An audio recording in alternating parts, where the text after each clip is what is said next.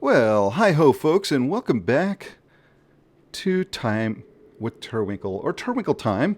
And it's a wonderful night, isn't it, Turwinkle? Sure. You bet. And tonight, we are out here in the Howling Fjords. Fjords, that's a fun word. And we're in the Westgard Keep. And the reason we're here is we are talking to, dun dun dun, the League of Lordaeron. And right up front here, we have the guild leader herself. It's Demetria. Hello. Hello, Turwinkle. How are you, ma'am? I'm doing well, thank you. How are you? I am doing well also. Now, did I pronounce the name correctly? You did. Okay, and for some reason my TRP3 is not working. But you are the awesome guild leader of this fantastic guild over here on Moonguard, correct? Yes, that is correct. And how long have you been the guild leader of the League of Lordaeron? I have been guild leader for, I think, 3-4 years now. Wow. And how long has the League of Lordaeron been around? The League of Lordaeron actually was created on another server prior to transferring to Moonguard, but we came to this server in 2009. Wow. So, again, a well established guild. You guys aren't going away tomorrow. So, so a well established guild on Moonguard, probably one of the longest running guilds there. I know I had a character back in Moonguard way back in the day, back when South Shore was still Alliance territory and not the slime encrusted area it is now. So awesome guild, and we're going to find out all about the League of Lordaeron, how you can get in, what to expect when you're in the guild, what kind of things these guys do, and all that good stuff. But before we get to that, let's meet the officer corps here and the folks that you brought with you. And so let me back up here because Turwinkle's so small, and we're going to come over here, starting on this end here with Ruzo. So tell us all about her. Well, I play, this is Kelmia Rousseau, and I've been in the League of Lordaeron for about almost 4 years, come this September. So it's pretty crazy because I love the guild a lot and had quite a bit of character development on her over the years so far. So I'm hoping to do more like in the years to come. Oh, excellent. Alrighty, and whoop, up, camera. and next. Hi, I'm Tangiers, and this is Dahlia, and I've been on her for over 2 years with the League, and it's been a great time. Oh, excellent. Great to meet you. And let's go over here. And next. I suppose that's me.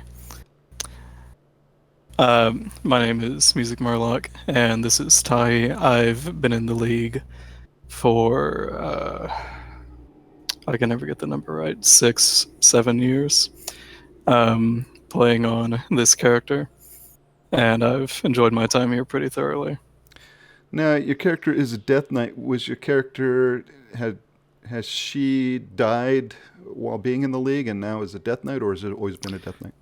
No, I've always played the character post-death. Oh, okay. I enjoy getting to be grumpy and mean. Okay. It's a lot of fun. Excellent. And last but certainly not least.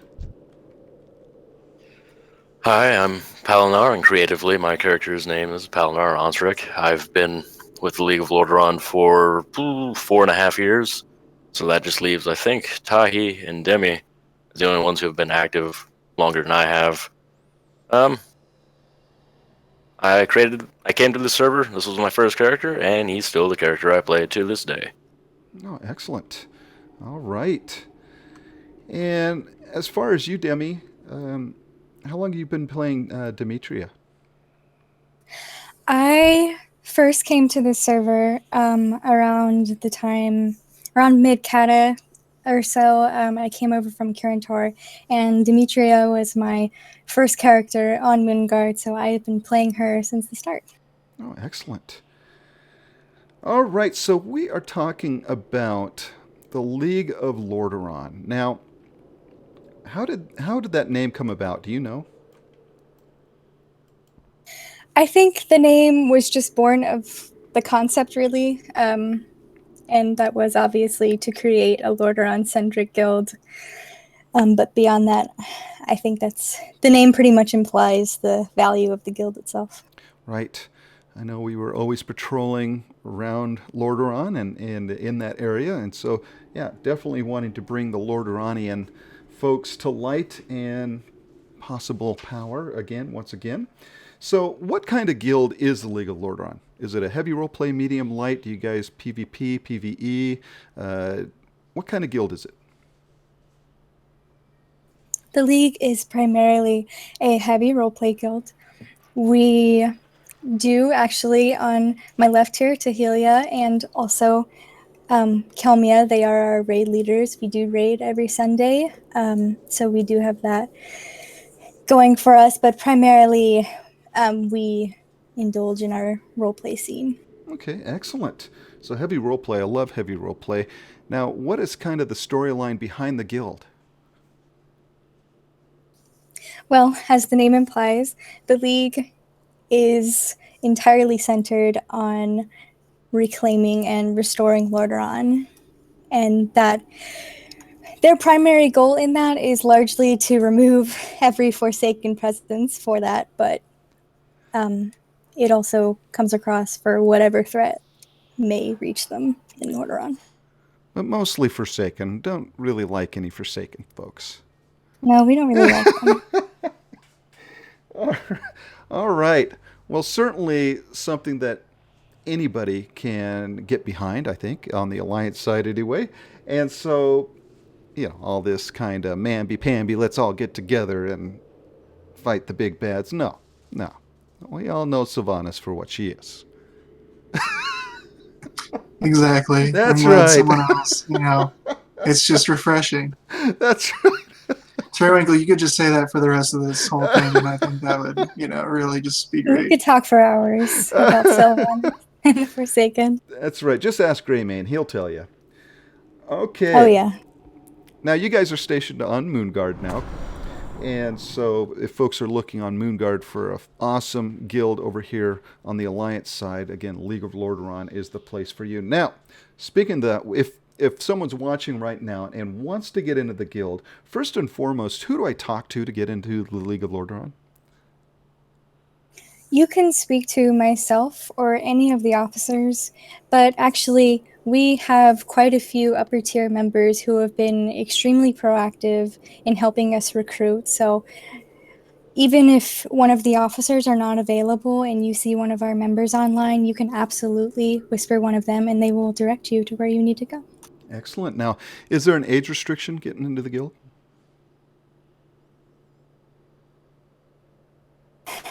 Once there wasn't, but we do have an age restriction now. We typically prefer 18 or over. Okay. Now, and again, that's completely fair, but why did you put that in place? Because as one of the foremost values that we have for this guild, it's maturity. We strive to make this a completely stress-free and drama-free environment. To that end, we also have typically mature themes that will encompass our storylines, and we don't want that to really, I suppose we don't want any younger audiences to be involved in that. Sure. For obvious reasons. Okay. And again, that's completely fair, and that's for any guild to decide. So, excellent. Now, is there a class or race restriction getting into the guild? Well, we already know Forsaken are not allowed in, so... Forsaken are definitely allowed in. We will just come on in. discard you. Come on in. No, we do the secret ceremony in the back room. Yeah. Oh, yeah. A very special initiation for the Forsaken. But no, we do not have a class or race restriction. Oh, really? I'm not seeing any pandas here tonight. Sadly, they are all in the kitchen right now. Wow. Making our after interview supper. Wow, okay. So you even allow warlocks in the guild, ma'am? I plead the fifth on that one. Wow. Okay. All right. Is there a level requirement? Yes, actually, we do have a level 40 level requirement because we typically like to get an idea of people who are remaining dedicated to the character that they're applying with, and also for obvious reasons, we want to have a little more seasoned members who are able to travel to the places that we go to for events or roleplay. Okay. Yeah, and that doesn't take a whole long time to do, actually, does it? I mean, well, if they're not playing Turwinkle, it's taken, 5 years or 4 years to get where he's at. But for the average person, level 40 doesn't take too long to get to anymore nowadays. Oh, no, not at all. Yes, someone was going to say something there. Okay. Is there an IC or in character or out of character interview involved? We have both. Typically, the recruitment process generally is what we do is we send you to the website and we have you fill out an application. And once you have been approved, you will come to us and we do the in-character interview to get you into the guild. Usually before or after that's done, but prior to you getting an invite to the guild, we also do an out-of-character interview. Okay, and where do they go for the website? What's the address there? Our website is leagueoflordaeron.engine.com. Oh, excellent. Okay. And then they fill out the application there. Now, what are you generally looking for as far as somebody that's wanting to come in? What are some of the points there you have on the application?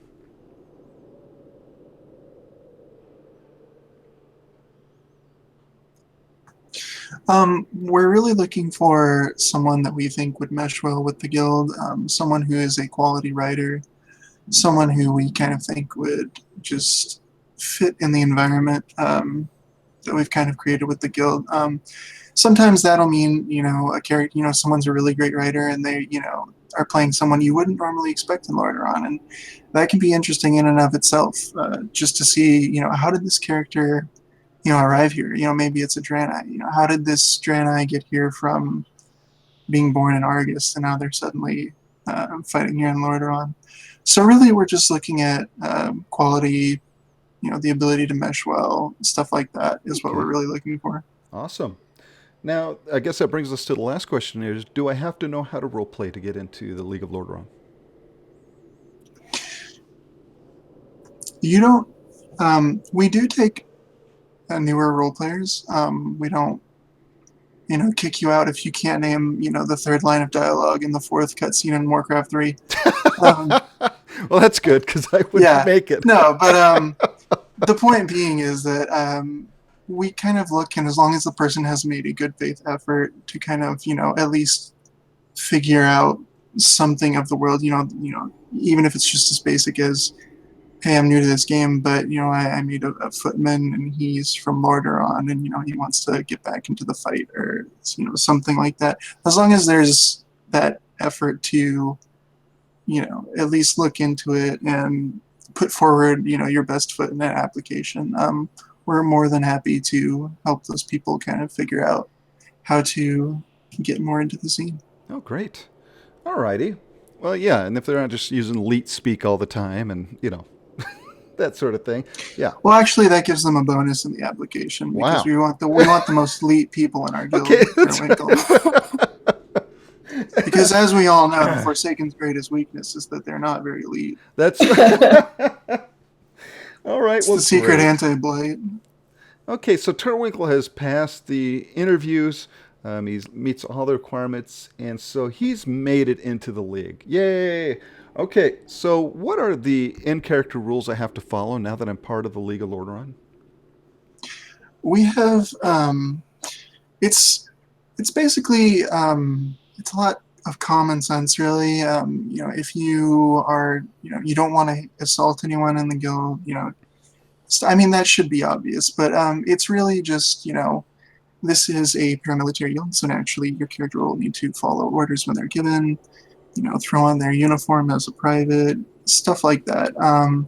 And then we have, a discipline system set up. If your character does something wrong, it gets matched up to, the according punishment, based on the tier of how bad it is, and Okay, then we kind of so just sort it out. so let's say Turwinkle's late for his duty. What kind of punishment would he receive? Well, I think for that it would probably just be, maybe someone would say something to him, maybe just, a little bit of an just a little bit of a reprimand. It wouldn't be a big deal. Oh, not like Like I latrine said, duty. no. I mean, for something like that, it kind of slides up and down. So, Okay. for that, it might be, all right, take a lap. And then for the bigger stuff, it, gets ostensibly worse. Alrighty. We definitely try to balance the very strict nature of a military with the fun environment that a roleplay guild can provide. Okay, great. Yeah, Well- it's not very fun to have to carry out, like an hour of roleplay where it's just your character emoting, picking up bricks, putting them back down. Right. Yeah. So we try to balance out, the gravity of what someone's done with Okay. also understanding that they want to play. It's the same kind of concept with, criminals in Stormwind don't want to roleplay being in the stockades for a 6-month Right. Yeah. sentence for robbery. Right. Okay. So that makes sense. Being in a military guild, you expect to have kind of military in-character rules to follow. So that perfectly makes sense. Now, as far as out-of-character rules, what kind of rules do you guys have for out-of-character? We expect our members to interact in a socially acceptable manner with each other as well as other guilds and their members. Obviously, we don't tolerate any sort of trolling or flaming or things like that, or taking things to a personal level with anyone or something going on in the game. As far as it goes for other OC rules, really, we do still have a chain of command in place for a reason. It's their IC and it's their OOC. And we look for activity. They're pretty simple to follow. Just stay active. Try not to be too big of a pain to people. Okay. Just try and treat people how you want to be treated. That kind of thing. Following the golden rule, you bet. Do unto others as you'd have them do unto you. Pretty much. All right. Well, that's excellent. Again, keep it simple. I think most people can follow that set of rules without too much problem. Again, I think sometimes having that maturity level set also helps there as well. And no guild likes drama. So keep it simple and, be nice to folks within the guild and without. So that is perfect. Now, Turwinkle's brand new to the guild. So where is he placed as far as ranks is concerned? He would start off as a private rank. And privates are not quite the bulk of what we have at the moment, but they're typically our newer members. And being a private means that you haven't really shown that, yeah, you're here and you got through the interview and you did great, but now we need to see how active you are as a person and as a character. And do you have the maturity that we're looking for? Typically, private isn't a rank that people stay at for too long, and if Turwinkle came to events and Turwinkle showed he showed you were a mature player, which clearly you are. I dearly hope. Some would say no, but I beg to differ. You bet. Okay. Then that would be how Turwinkle would advance. Okay. And what is that next rank? Corporal. Ah. Corporal is probably the bulk of our ranks at the moment. Corporal are the players who have shown that they are dedicated to the guild. They've gone to events. They haven't caused any sort of, big issues. Everyone slips up. We don't expect anyone to be perfect, but they haven't done something like constantly going to the Stormwind Cathedral Square and trolling people with flutes and stuff like that. Right. And when people reach the corporal stage, we often start seeing who we have at corporal and watching them for signs of leadership. and seeing who would be eligible to go on to the next rank, Which is? sergeant, which is the last rank before being an officer. Sergeants, we expect them to have tried hosting their own events at some point, taken the initiative themselves. It's a very important leadership quality. And not only that, but trying to host an event itself is a little harrowing Yeah. when you've never done it before. It certainly And is. it shows us that when they want to take that initiative and they want to do that, they're not afraid of stepping up and doing what needs to be done. We do hold them to a higher standard, and we don't have as many of them because sergeants are candidates for lieutenant, which is our lowest officer rank. Okay. And so what happens in that rank? Lieutenants are basically your standard guild officer. Lieutenants, we host events, we check applications, and typically we're given little projects to work on. It might be something on the site, it might be something with storytelling, or it could be something like what me and Kel are doing, which would be the raid leading. It really depends on what your specialty is. And what you're doing, Sealy, no Sealy. We don't typically host as many events as captains, but we still have things we have to do. Okay. And so how do you get promoted to captain? By hosting a lot more events, typically, showing great qualities in leadership, going beyond what is basically expected. Captains typically host 2 or 3 major campaigns. Our bare minimum requirement is 1. So it shows that they want to put all they've got into the guild, and captains, of course, have authority over lieutenants. Now, if Reed told me to jump off of this dock, I might question him on that. But if Reed was like, "Hey, I need something done," then yeah, I do it because I'm a lieutenant. He's the captain. And captains typically take on more, I guess I'd call it diplomatic work, talking to other guilds, making sure that we're communicating with them, that whenever we want to do something with, say, we do a lot of stuff with First Light, then we just go, hey, get one of the captains or maybe Demi, they'll go talk to them, make sure we're staying in good standing. And right now we're working on expanding that to a responsibility of every rank, but currently that's something mostly the captains and the commander do. All right. And is there any rank above captain? There is commander. I don't know where else to go from there. And obviously, if you want her to answer it, sure, or I can. I'm sorry. There is major. Oh, okay. Yes, there is major, which is the co-GM. It's skipped because we don't have one. I skipped it because we don't have one at the moment. But a major is what you'd expect from a co-GM position. Well, you're in luck because tonight Turwinkle's been made co-GM. Yeah. Oh, okay. That was supposed to be a surprise at the end of the episode. Sorry. I didn't know Midnight Shyamalan was directing this interview. Big twist, yeah. I'm sorry, sir. Do continue. The big twist would be Demi taking a vacation for a week and you waiting for her to get back.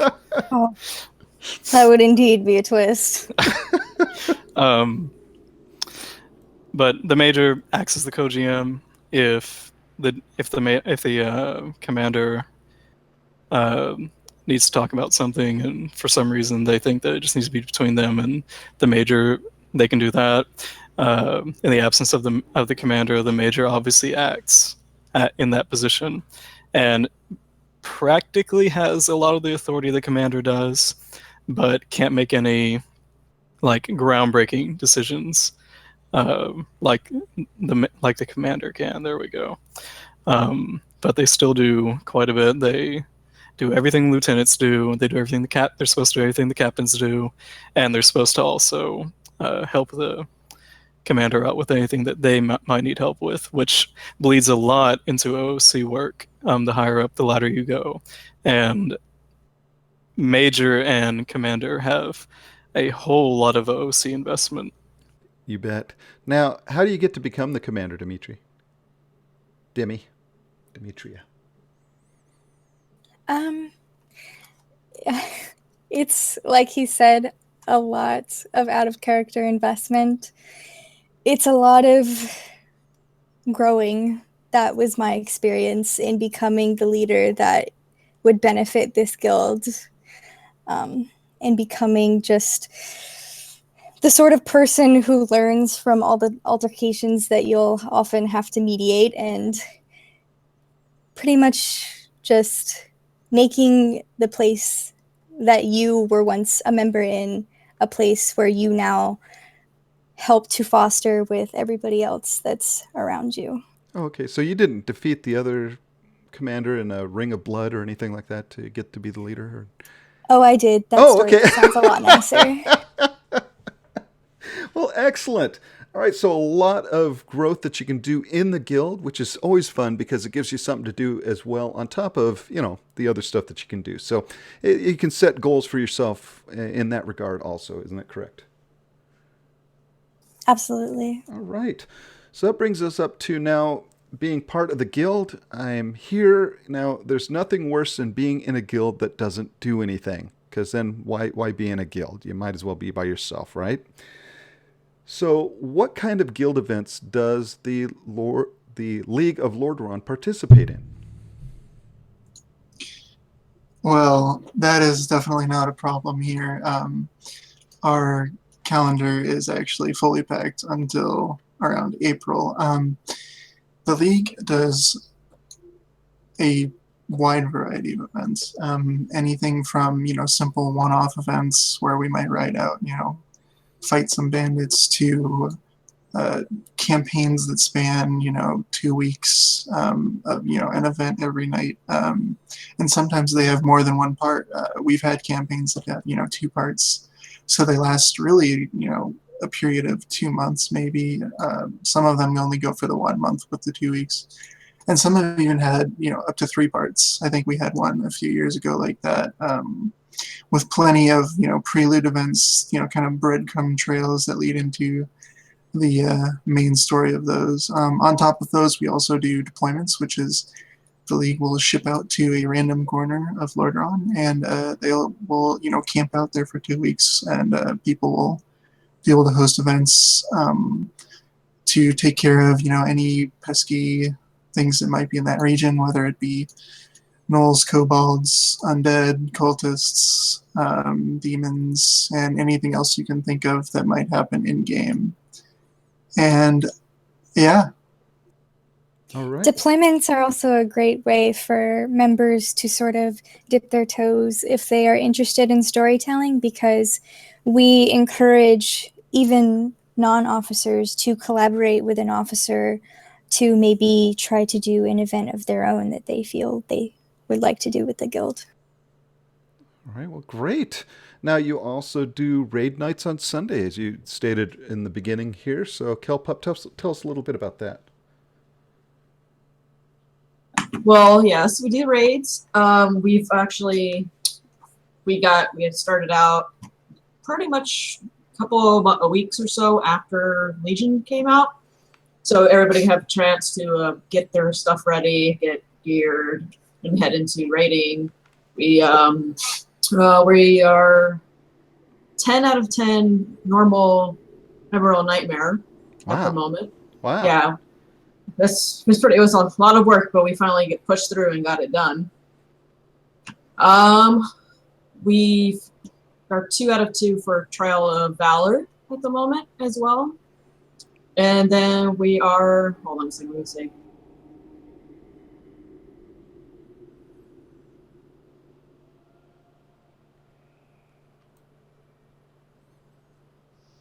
I think we are 4 out of 10 out of Nighthold, and I made a mistake. It's 7 out of 7 Emerald Nightmare. Oh, okay. Yeah. Well, excellent. And you know what? That just goes to show those folks that say, well, role players can't raid. Well, I beg to differ. And in fact, you'll find that a lot of raiders turn out to be some of the best role players as well. So the inverse is true. So that just disproves that. So, take that, naysayers. That's right. So excellent. So calendars packed. Now, do you guys have like monthly guild meetings or anything like that? We do try to keep up with them. Right now, we kind of make sure that we at least have one every other month. That will, of course, ramp up if there's a lot we need to get to and go over, but there is at least every other month a guild meeting. And do you have like promotion ceremonies, that sort of thing? Yes, we do.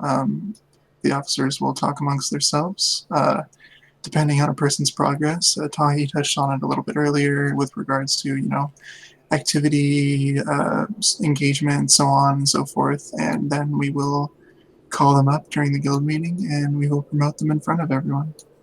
All right, excellent. So that brings us to, and we talked a little bit about campaigns and whatnot as far as guild events are concerned, but kind of brings us to, what is the guild doing currently in its storyline? What's the storyline for the League of Lordaeron right now? Kalmia is currently hosting the campaign ongoing, so I will let her discuss the storyline for that. All right.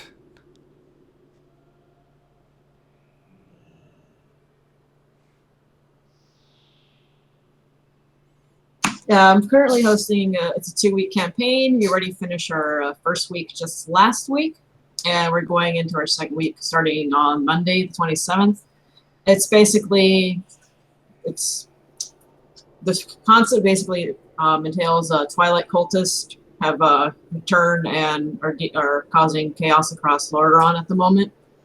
And the League is basically having to deal with figuring out what is going on, why is this group coming around to wanting to just corrupt everything in its path and killing everybody pretty much. And they have and then eventually found out that there's something awoken, a creature that is gonna pretty much start shifting like the reality, kind of do hallucinations and all that stuff. It's pretty interesting. All right. I'm not gonna give too much away. No spoilers. No spoilers. Yeah, don't want to. Because next week's gonna be intense. Excellent. All right. So yeah, no spoilers there. Okay. Now, talking individual interviews, and I guess we'll start right down here, and we'll start with Palner. Now, Palner, you're an officer in the guild, so you've been here for many, many years.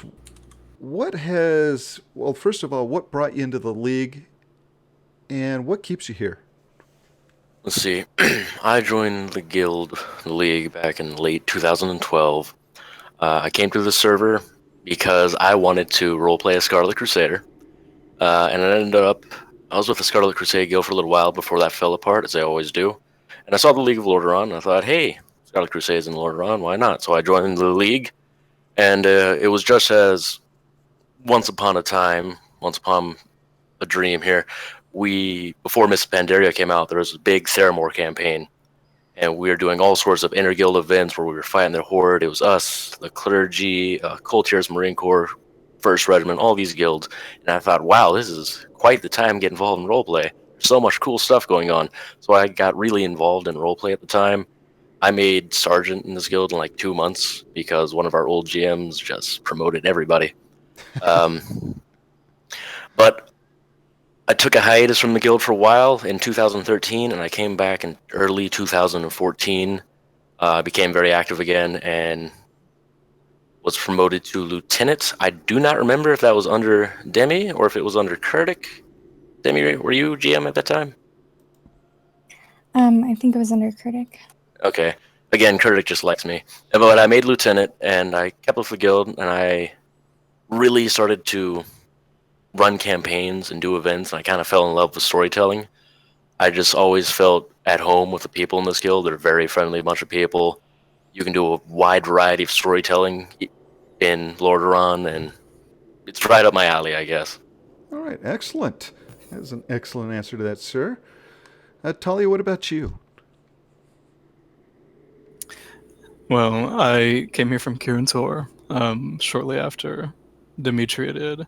I'd been on the server since Burning Crusade, and I I got here. I came here after because Kirin was pretty much dead. I got here, didn't really know where to go. Thought I'd try out the league. And was really, really genuinely surprised and pleased with how good it was in contrast to what I'd been in previously. I mean, there was organization, everything was pretty clear. There was no like shady motives behind every character looking to just grab the attention of everyone in the room every time you turned around. And when I got here, I was a pretty horrible role player myself. But they still took me in, and I had a chance to grow and develop my character and all that stuff. And I'm really, really grateful for it. I've been in the guilds ever since. My first active period was from, what was it, mid Cataclysm to about 6 or 8 months in Mr. Pandaria. I reached lieutenant pretty quickly. Then I was captain, and then when the GM got sick, I was GM for a while. Not my favorite place to be. I don't quite like being the head of Voltron, so to speak. Right. It's not the place I like to be. I like to, just tell me what I need to do and I'll go do it. Right. Because, oh man. And then I had all these things going on in real life, and I was at the end of college trying to get that done, and really, really grinding my teeth waiting for this other GM to get well, so I could, give it back to him. It's a place I never wanted to be, and I will gladly stay away from that position. All Demi right. can have it. It is all hers. But I took my little hiatus through most of Miss Pandaria. Unfortunately, I did come back during Warlords of Draenor. I did experience that. In fact, I came back on the last patch day in that expansion, and I thought, "Oh wow, it's patch day," and then nothing else ever happened in that Yeah. entire Yeah. X-Pack. But I came back. I found myself some free time finally. I had, gotten a job. I settled down a little bit more, and I'd always thought, I'd go back to the league whenever I had the chance. So now I did. I was trying to help out where I could, and just ended up coming. You have to pardon me. I have the crud. I ended up coming back as a officer, where I sit now. Okay, excellent. That's a fantastic answer. All righty, and let's come over here. And Miss Tangiers. Hi there. I joined the guild about just over 2 years ago, and the thing that kind of struck me was I saw this storyline they were doing, and I was watching it unfold, and I just thought it was really engaged. I loved it. It was called Exotosis, I think, and I just loved seeing this campaign unfold. It was really detailed. The people really engaged. There's lots of interesting conflicts and making plans and stuff to overcome this villain that we're having to face. And it was just, I thought, you know what, I'm gonna put a character in here and see where it goes. And so I went through a few characters at first, just kind of trying to find my rhythm, and then it ended up being on Tangiers here. And I stayed because it was just more of that initial spark, and never really let up. It was, we just always have a storyline going. We always have a campaign on the horizon. We always have, a deployment coming up. We always have something going on. And even when there's, not something official going on, people have their own personal storylines, because in this guild, people are very heavily invested in their characters, and they're, great writers. So even if there's, not something going on that has to do with the campaign, as soon as it's done, you can delve into just talking to these other characters in the guild, and it's really just a rabbit hole, and you can keep going down it. It never really ends. Right. Okay, we've got a question from Twitter. Dren from Emerald Dream asks, "Are any of the ladies single?" So, all right. So there we go. Are any of your characters single? Is one of the questions asked. I believe Tahilia is. Okay. Yeah, Tahilia is really the prime bachelorette here. Okay. If anyone wants, I'll be handling all requests for courtship. Okay. That's a whole aspect of the guild that we hadn't delved into yet. Right but there. we'll get more into later. Yeah. Okay. I mean, we do the whole military thing, but really, it's all about Tahilia and The her Bachelorette. quest to find Yeah. a Death Knight. World of Warcraft Bachelorette. Yeah. Next season. Okay. Yeah. And I mean, that's the whole reason we don't like Forsaken, is because her ex-boyfriend was a recurring villain on the show. Wow. He was Forsaken. We have the deepest lore of any guild. Just like, All right. And Kelpup, what about you? How'd you get into the guild, and what keeps you here? Well, what got me into the guild was that I've been on the Moon Guard for quite a long time, and so I've gone through characters, and eventually I settled on Kelmia as a paladin, and that was like way back in Wrath. So I've been around for quite a long time. So, but fast forward to about Cataclysm. That's pretty much when, towards the end of Cataclysm, I joined the League. It's been about almost 4 years. Come September, I've been in the League, so it's been a very long time. And what keeps me here is pretty much the people. I love the storylines, the campaigns. Everybody's all around friendly. It's a lot of fun. You can develop your character. That's for sure. All right, excellent. Now, and we come to the guild leader herself last here. And again, my question's always a little different because that position is certainly, as was mentioned earlier, it's one that, again, you don't get a lot of pay for. Sometimes you'll come in to the game and there's just a wall of text. He did this to me. She did that. It's a thankless job a lot of the time. And so, Demi, first and foremost, you came into that position. Were you ready? No, definitely not. When I first was given the mantle of GM, I had no idea that I was going to be taking it, even though I was co-GM at the time. I was logically next in line, but I really don't think there's any real way to prepare you to actually be a GM until you're there doing it. And what keeps you doing it day after day, week after week?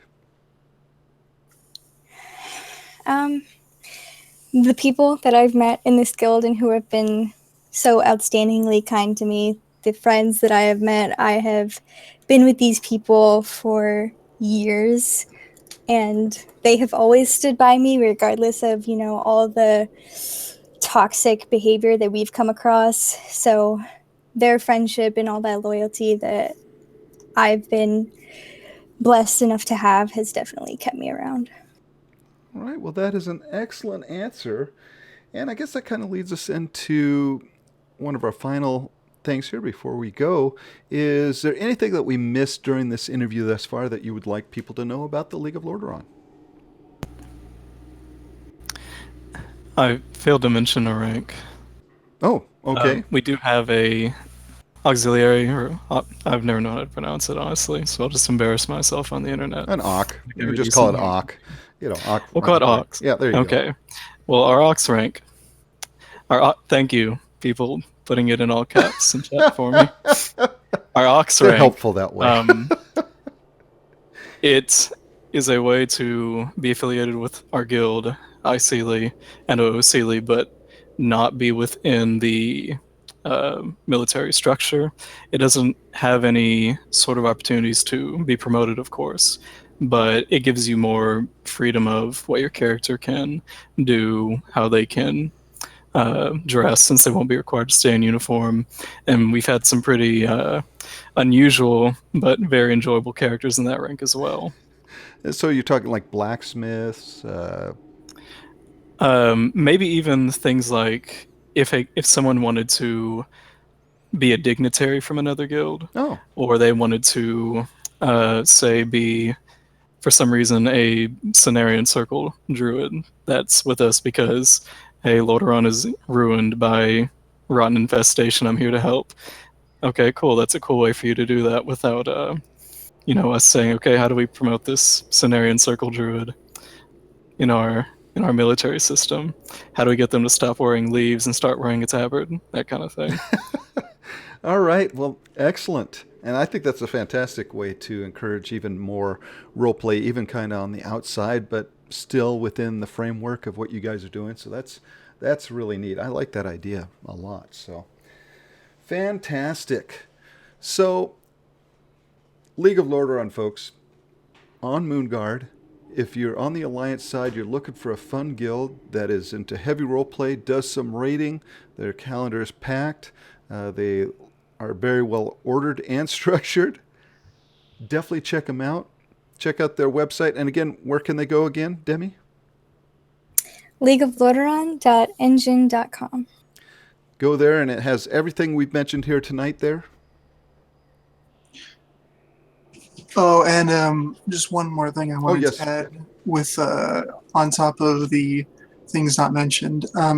We do also have a lot of stuff beyond just the campaigns and events and deployments. We have chapters, which is a kind of our version of divisions. It's something a lot of guilds have under different names. Right now, the active ones we have are the Order of Tyr, which is kind of for our light users, for if you're a paladin, if you're a priest, if you're another class that is very focused on that aspect of roleplay, that's a good home for you. We also have the Pathfinders, which is kind of the League's blend of kind of like SI7, 7th Legion kind of type deal. It's for rogues and hunters and stuff like that. It functions a lot like special forces. It's assassins, rangers, etc., stuff like that. And we're always looking to incorporate new ones as we get more players, into the guild. More warriors would lead to something like a vanguard, stuff like that. We also have the FNAM online, which is where we have our forum roleplay. So people sometimes get on a busy schedule, and they still want to roleplay with the guild, so we set that up as a way to be able to do missions that their character gets sent on by themselves or with a few other people that they want to write the story with. And so if you can't get on during primetime hours, you can just sign up for one of those, and we will have your character do something very meaningful. You can just write it out on your own time, and then afterwards it's considered, I see it, it happened, it's canon to the guild, and stuff like that. And we also have assigned units, which is a really cool thing. Since naturally, in a armed force like this, there's obviously not everyone featured on screen.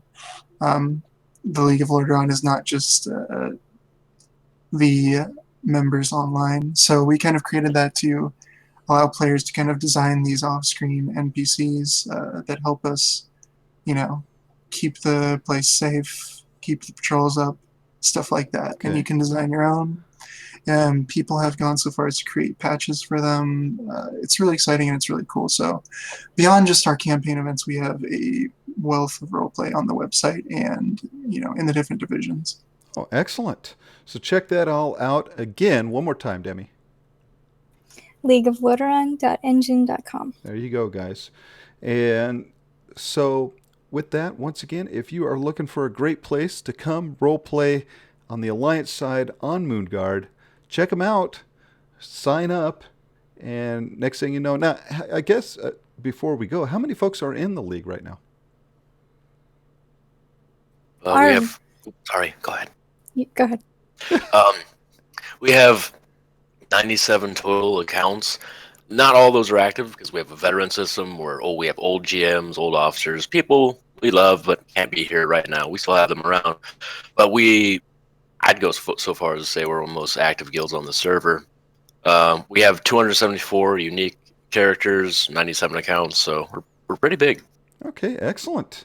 And again, calendar is packed all the way to April. So folks, if you're looking for something to do, and again, you've got to 110, you've done all your world quests, and you're ready to do some role play and do something a little different, come and join the league. Again, a fun guild here on Moonguard.